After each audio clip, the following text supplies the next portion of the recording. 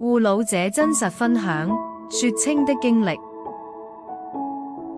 護信，護老歷程，互勉鼓勵，瞬間傳遞，透過故事傳揚愛與希望的訊息，作為與其他同路人互勉的信件。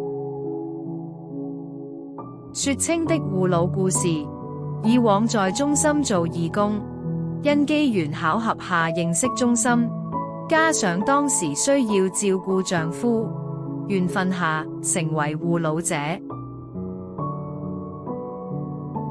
轉變的關係，成為夫婦47年，兩者都有默契，自動自覺照顧對方，兩者關係沒有太大改變。甜蜜的經歷，記得有一次，丈夫做完眼科手術後，我們一同到屋村河邊散步。由於河邊地下凹凸不平，丈夫跌倒了，當時手腳皆痛得要命，但他只顧着那心愛的牛仔褲。牛仔褲爛了的心痛遠比跌倒的痛來得重深，那是一條別具意義的牛仔褲。我用盡所有辦法縫紉修補，為的只是丈夫的心情，同時亦要照顧他的腳患。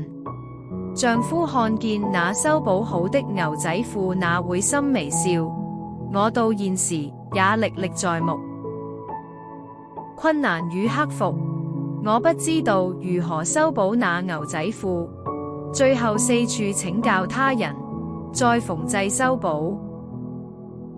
面對困境，第一時間想起子女。幫助你的人說感謝或祝福，一家人不需要特別的道謝。勉勵其他護老者，知足常樂，祝大家身體健康。護老者角色教曉我，多關心他人。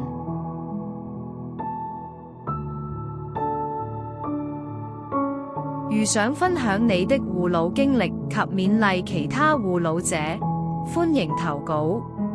你的護老故事經審閱後，有機會刊登於本中心網頁或電子刊物《護老三思》內。